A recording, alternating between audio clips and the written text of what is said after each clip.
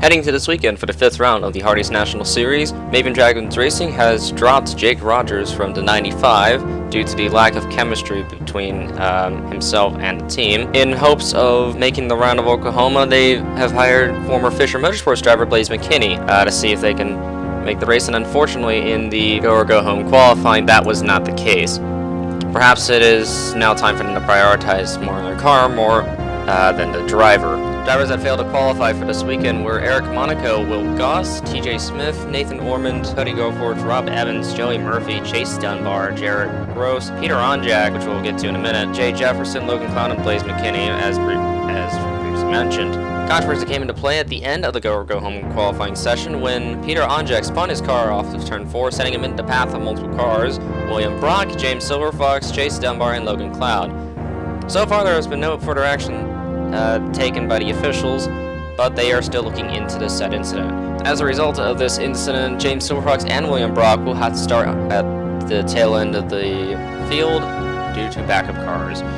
Of course, Oklahoma is known to be more of a very crazy racetrack with a lot of passes. However, that is not the case for the Hardee's National Series racing package for this year. In fact, it is a lot more difficult to pass in the long run, and there are typically two lines that need to be taken. Usually, the outside line would be preferred, which is a great way to defend for position. Scott Roush will inherit the pole for the round of Oklahoma with Tim Fiegel alongside him. It's been a long time since Fiegel has competed in the FBRL.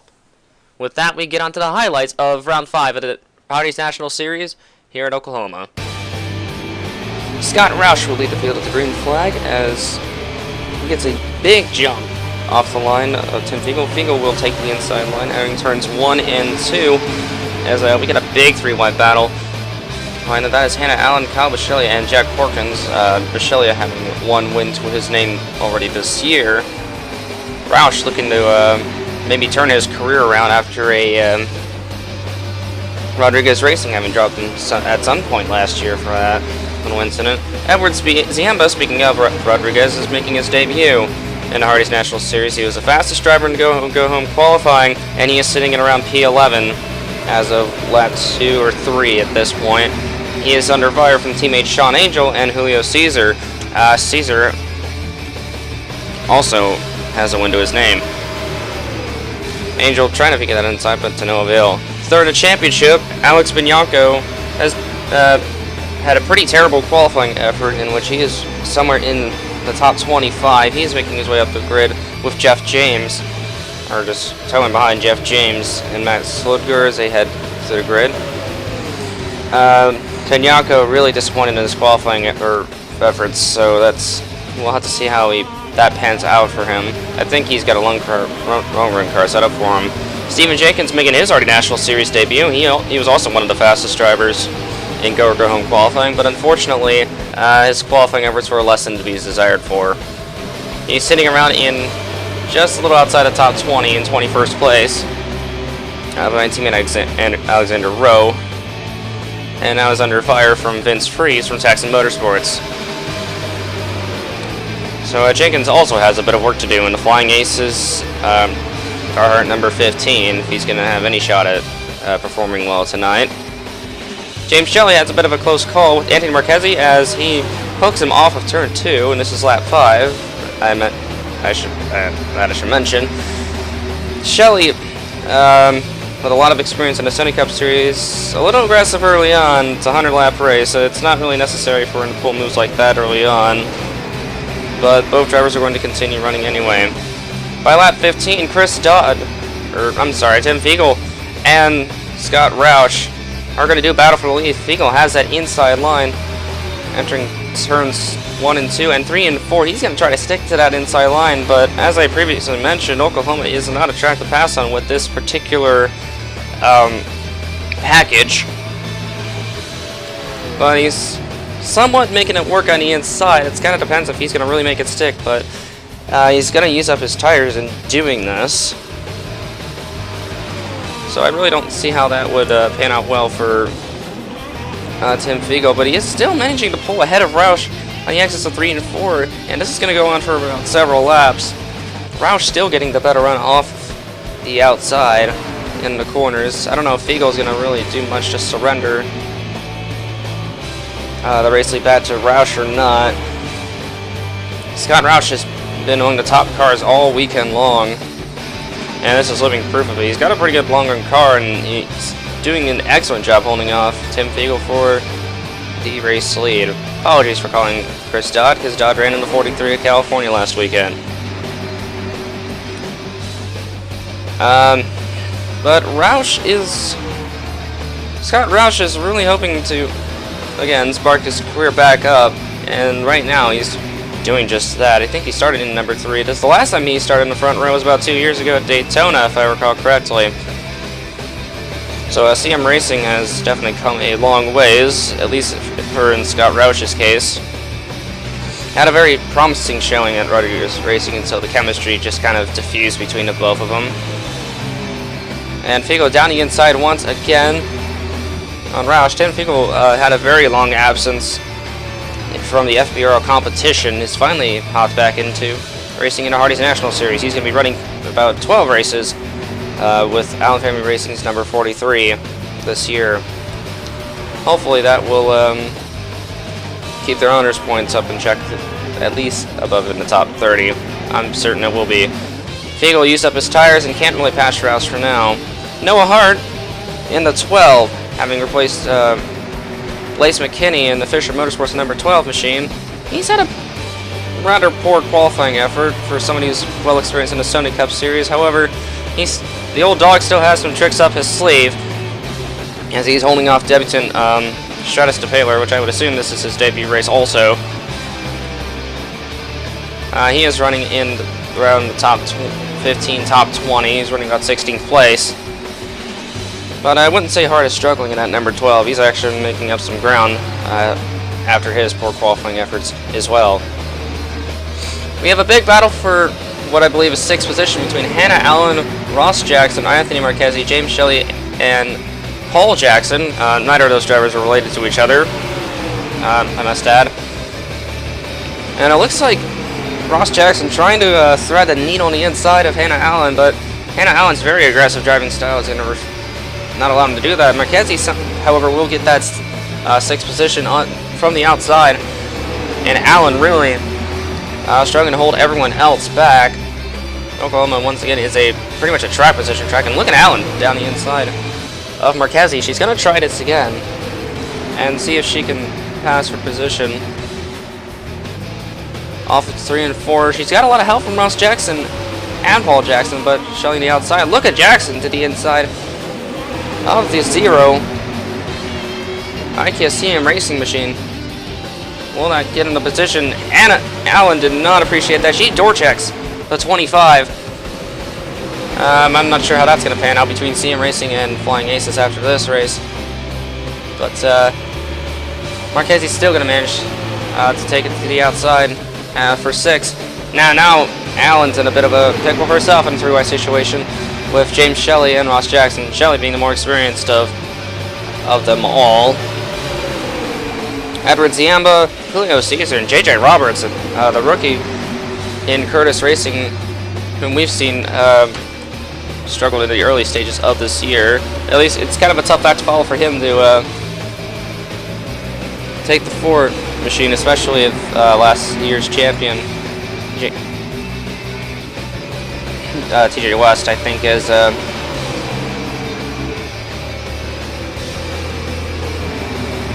hold that position. Paul Jackson in the Roush Performance machine is also starting to lose a bit of ground. He just lost that position to Julio Caesar. Caesar once again having a win to his name at Daytona. Correct me if I'm wrong on that. Ziamba, again, a wonderful debut race. It was a rather a lot of teams were rather skeptical of Ziamba since he's competing in the Napa Pro Series a little later this year. Tim Fiegel now down the inside of Scott Roush. You got Cory Williams, the championship leader, now caught up to the both of them. This is a bit of a concern for both Roush and Fiegel. Cory Williams has a 24-point lead on Bradley Bishop Jr., who was running about 4th place a little further back. But Cory Williams, very consistent this year. He already has 2 wins to his name. We'll have to see how that pans out for him. Fiegel does take the lead from Scott Roush, however, a couple laps later, he's going to encounter lap traffic for the first time tonight, with Daniel Bouchard and Caitlin Murphy going to be in the way, and Fiegel not very happy with Bouchard, as he's going to make contact with the 34. He's going to lose a lot of momentum off of turn 4. That's going to allow Roush to take the inside, but he gets blocked by Bouchard as well. Cory Williams going to try to force a 4 wide, but thinks better of it by backing off. Fiegel is going to have the preferred run on the outside on the exits of 1 and 2. And he's going to cut to the inside. Roush now under fire from Cory Williams for P2. This is not what Roush needs if he's going to try anything to have any chance of poking at Cory Williams' rather large points lead. Caitlin Murphy, not much better with a lapped car. She gets in the way of 43, but only for a little bit. Roush, unfortunately, gets picked off to the outside, going to be held up by the 59. Roush not very happy with Caitlin Murphy's driving, as he's going to pass right by on the outside and give her the one-finger salute. I have a feeling Caitlin Murphy is not the only driver in Fitzwater really getting the one-finger salute from other drivers in the paddock, it seems. I mean, you can't blame her. She's just trying to drive the car to the best of her ability with little quality of the equipment that Fitzwater Australia acquires. A bit of a tough break for Roush as he's going to slot back to third. A few laps later, Fiegel is going to once again encounter lap traffic. This time being of Patrick Zeich and Diego Yepes. Both drivers having to qualify their way into this race, whereas they were well off the pace in practice and qualifying to begin with. Cory Williams gets held up by the 00, and this is going to force a 3 wide for the race lead now. Fiegel having the better line on the exits of 1 and 2. He's going to get held up by the 00. This is going to be a bit sketchy, though. Entering 3 and 4, he's going to take the way high line, forcing it 4 wide between himself and Scott Roush. Roush is going to take a dive into pit road as of lap 45, or 46, excuse me.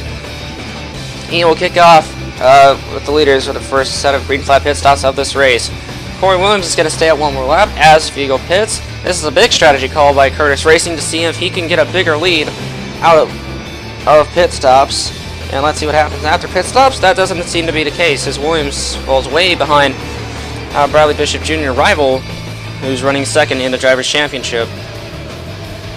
And that strategy did not really pay off for him, as now Williams is under fire from Anthony Marchesi, what I believe is about 5th or 6th position. So, despite this, Williams is still going to come out with a big championship lead regardless.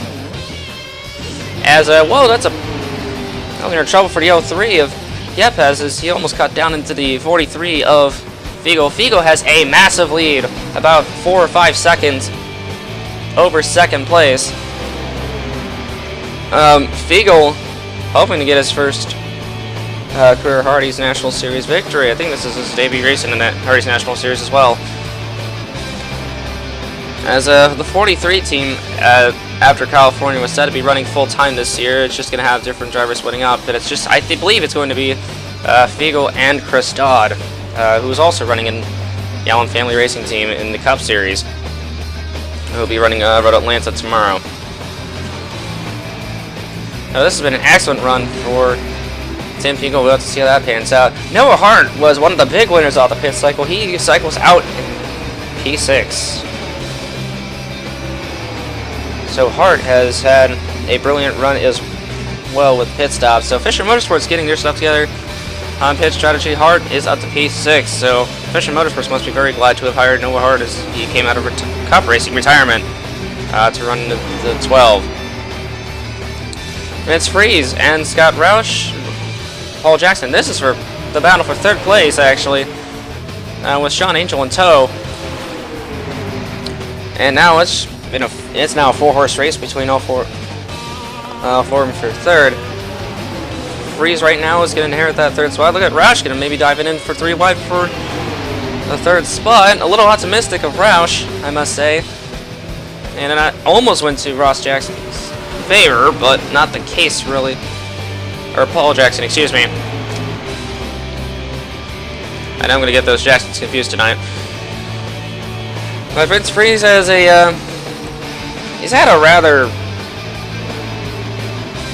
mediocre season so far. He's only running about 13th place in the points. But as for Paul Jackson, not much better. for him, but Paul Jackson trying to poke to that inside, maybe get a little bit of help from Scout Roush. And he turns 1 and 2, and that's exactly what he's doing right now. Paul Jackson into P3. But don't think this battle is going to be over yet between those Calamity Cousins, whom are still going for third. But it looks like Jackson for now will be the decisive winner of that battle for right now. As we have somebody blowing up in the back, that is Patrick Zyke into 00. I don't know what he is doing, running in the middle of the racing line. Watch out, Jade Silverfox. Oh, we got a crash already. First caution of the night on lap 57. That is Tim Fiegel involved. Tim Fiegel from the race lead is out of the race. And that is an unfortunate shame for him. We're going to look at what happened with James Silverfox. He was sliding in the oil. Nothing he could have done. William Brock and Stapler involved, and that was a heavy hit from the 43 of Tim Fiegel. It seems that as if the curse of the 43 continues to plague the Allen Family Racing Team, at least for this series. And ooh, yeah, there was nothing Fiegel could have done. He was trying to drive through the smoke, but could not see Silverfox's car at all. And as a result of this, Paul Jackson is going to inherit the race lead. I apologize for that being the battle for third. It was battle for second this whole time. After pit stops under caution, Vince Freeze will inherit the race lead once again. And then Sean Angel will be in second. Oh dear, this is a big mesh of lap cars to be negotiating here. Kyle Keith, I believe, was the first car a lap down.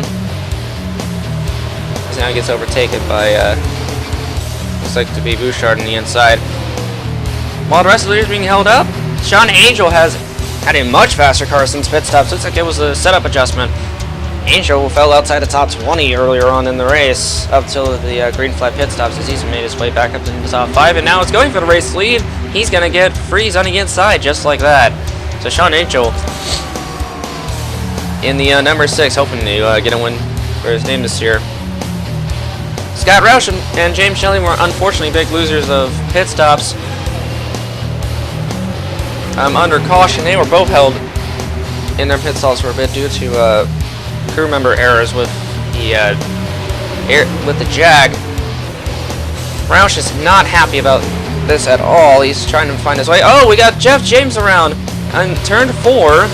We're going to look at what happened here. This is the second caution of the night. He pushes up into J.J. Roberts. And, oh. Yeah, and you can't necessarily blame Roberts for that one. He lost control of the car, came down, and Julio Cesar just finished him off. The 22 will continue on, but this doesn't make his night any better. That's for certain. Sean Angel in the 6 will take over the restart once again. The driver's champion of the 4 last year was Jake West, excuse me, not TJ West. Is that Daniel Bouchard? Oh, that's Kyle Keith holding up Vince Freeze. That's not going to make a lot of people happy in the paddock there. Kyle Keith had to make his way through Go qualifying also. Kind of explains why he's well off the pace. He's not making a lot of people happy about holding him up like this. It's as if he's racing up for position. That shouldn't be the case there, Kyle. Kyle Keith has kind of been known to cause problems as a lapped car in a number 36, but if he keeps this active, it's probably going to get him penalized. And Paul Jackson gives him a one-finger salute, and I can't necessarily blame the 90 for it. Cory Williams just passed Vince Freeze for P2. Anthony Marquez gets a little bit impatient with Stratus Taylor, and this is going to be the second incident he's involved in tonight, as yet another caution comes out.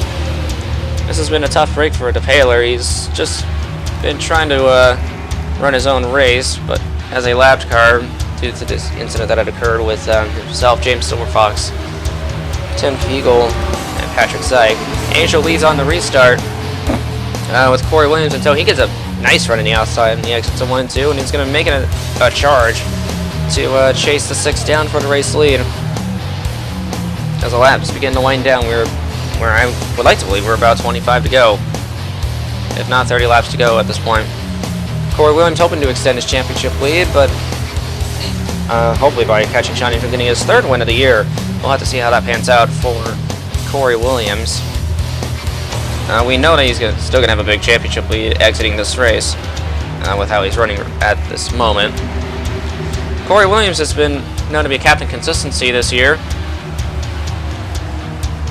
His average finishing finish is 5th, so just can't imagine how that works.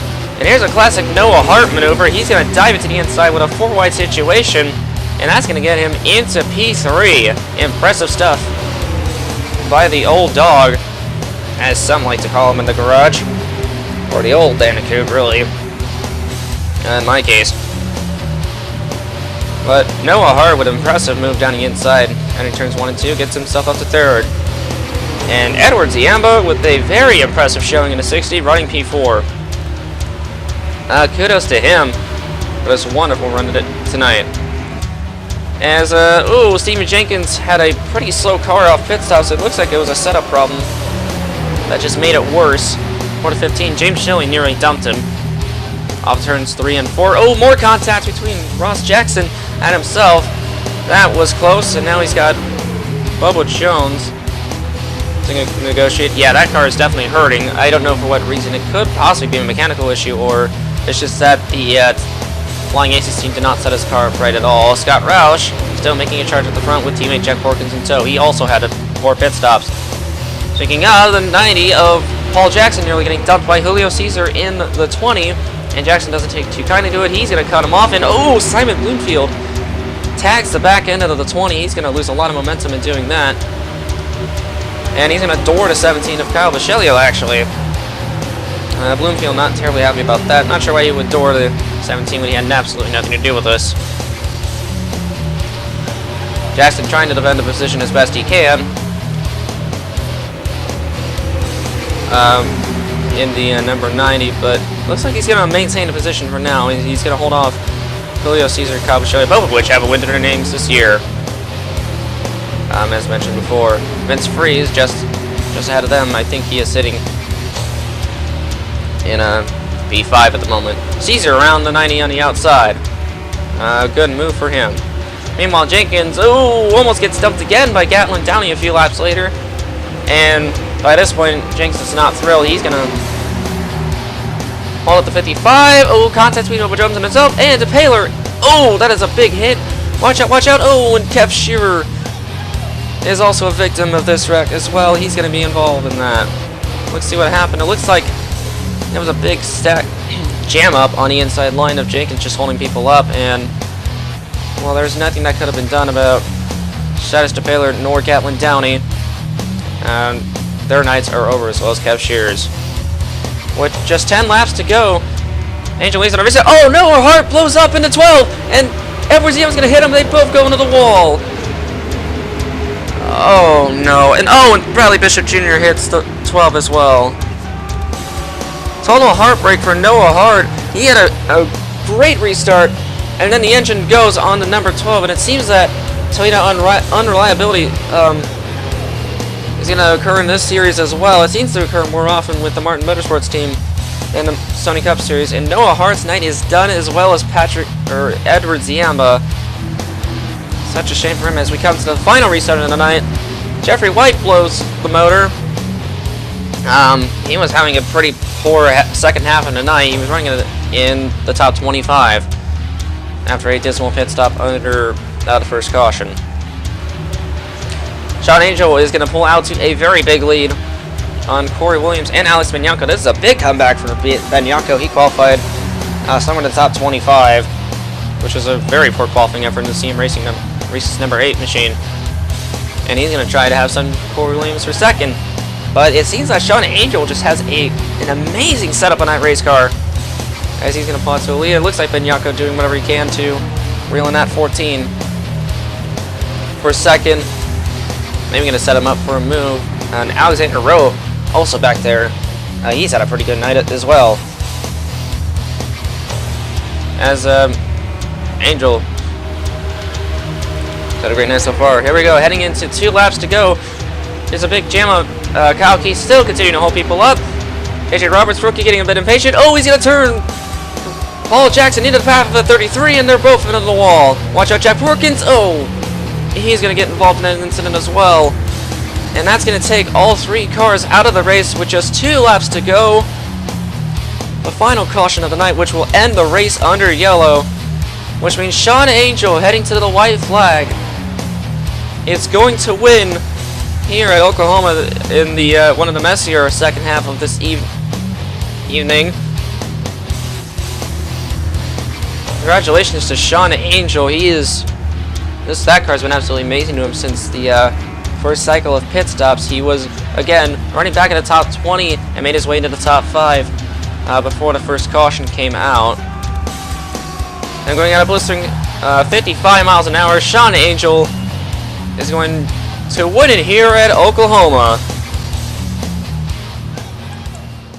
Coming home in second is Cory Williams. He's had a very consistent run tonight. He's led 2 laps as of this evening. Sean Angel with the most laps led bonus. That would definitely help him chip away at the 14th championship lead. Alex Bignacca will come home in third. This will definitely help his championship campaign out a lot more after what was a dismal start. Alexander Rowe will come home in fourth. Hannah Allen in fifth.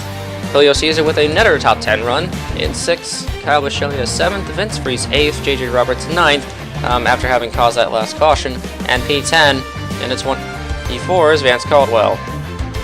P11 will go to Simon Bloomfield, James Shelley right behind, 13th Ross Jackson, he was running in the top 5 earlier this evening, Jack Porkins in 14th. He actually did not retire from the race. He was very lucky to have limped the car around one more lap.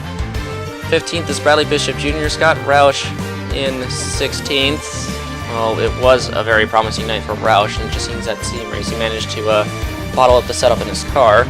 17th is Common Black. This is a great race for him. Getting his first top 20, I believe, this year. 18th is Jeff James, who was involved in a wreck by himself earlier tonight with JJ Roberts.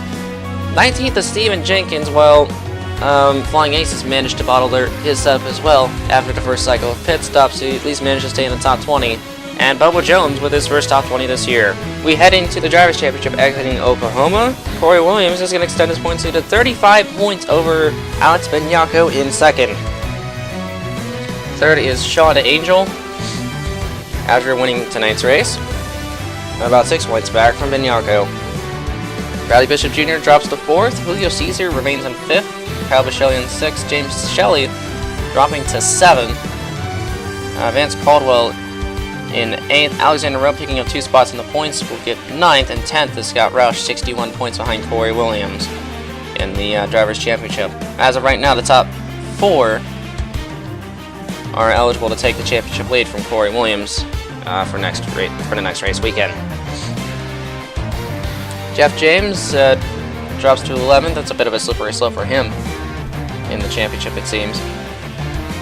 12th, Vince Freese. 13th, Simon Bloomfield. A little less than to be desired for performance from him. Ross Jackson in 14th. 15th, JJ Roberts. 16th, Max Ludger. He's starting to slide down the points a little bit. Hannah Allen picking up 8 points in 17th after a top 5 run for her. 18th is Anthony Marchesi. 19th, Cody Lamas. Lamas did not start this race tonight. 20th in the points is Aiden Shepard. The Ancient Hispanic will head over to Gateway in Illinois for the 6th round of the Hardee's National Series. Stay tuned for the 7th round of the Sony Cup Series at Road Atlanta tomorrow. And this is the production of the Fuel Brothers Racing Network, and we will see you next time.